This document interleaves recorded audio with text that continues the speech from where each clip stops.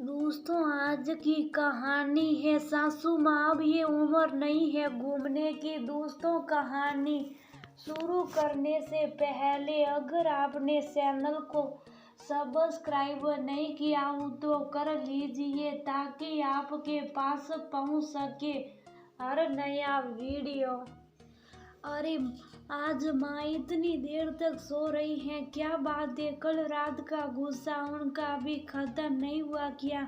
Dining table पर नाश्ता करते हुए परवीन ने भावना से पूछा, माँ सो नहीं रही हैं? वह आज अपने कमरे में ही नाश्ता कर रही। शायद कल आपकी बात का बुरा लगा उन्हें, इसलिए आज कमरे से बाहर आने को भी मना कर दिया। भावना चाय का कप देते हुए बोली। भावना की बात सुन परवीन चुपचाप नाश्ता करने लगा। भावना ने धीरे से कहा, अगर आप गुस्सा ना हो तो एक बात कहे। परवीन भावना को देखने लगा तो भावना ने कहा, मान लीजिए ना माँ की बात, उन्हें जाने दीजिए। तुम समझ नहीं रही हो भावना, यह समझना नहीं चाहती। अब ये उम्र नहीं है माँ के घूमने की। घर के बाहर अकेले वह कैसे मैनेज करेगी? उन्हें कुछ हो गया तो कौन जिम्मेदारी लेगा? परवीन चिंतित होकर बोला। जिंदगी भर वह घर गृहस्थी में लगी रही। पापा जी ने भी कभी उन्हें उनके मन की नहीं करने दी और अब आप भी वही कर रहे। क्यों हम औरतों को अपने लिए जीने के लिए कभी पति और कभी बेटों पर निर्भर होना पड़ता? वह उम्र के जिस पड़ाव में है, कब बुलावा आ जाए क्या पता। कम से कम उनके दिल में कोई मलाल ना रहे कि उनकी इच्छा अधूरी रह गई। इन बंद 4 दीवारों के बाहर की दुनिया वह घूमना चाहती हैं तो क्या गलत है? जाने दीजिए ना प्लीज। और फिर कौन सा वह अजनबियों के साथ जा रही, साथ में उनके सभी भाई बहनें।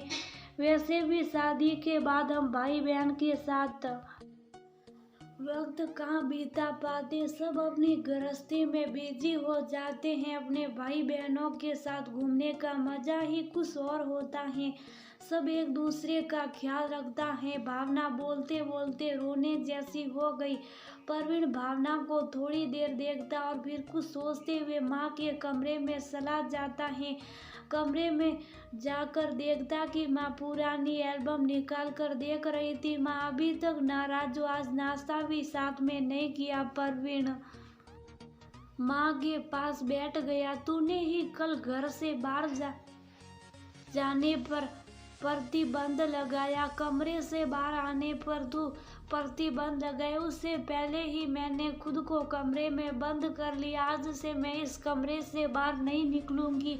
माँ ने मुंह फेरते हुए कहा। माँ की इस हरकत पर परवीन को हंसी आ गई। मेरी भोली माँ, मैं कौन होता हूँ अपनी माँ की खुशियों पर प्रतिबंध लगाने वाला? ये आपका घर है और आपकी जिंदगी, आप जहाँ जाना चाहे जा सकती हैं, लेकिन एक शर्त है कि आप अपना अच्छे से ख्याल रखिएगी और वो सुबह शाम हमें फोन करेगी।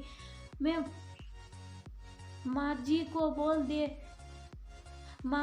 को बोल देता हूँ कि उनकी प्यारी बहना भी उनके साथ जाएगी। सच में भैया और दीदी के साथ घूमने जा सकती हूँ। माँ छोटे बच्चे की तरह खुश हो गई। हाँ माँ, और भावना तुम भी तैयार कर लो, अब की बार भाई दूज बनाने तुम भी मायके चली जाना। तुम्हें भी मायके गए 2 साल हो गए। मायके ना जा पाने का दुख तुम्हारी आंखों में आज महसूस। मैंने परवीन की बात सुन माँ और भावना की आंखों से खुशी के आंसू बह निकले। हम औरतों के साथ यही होता है,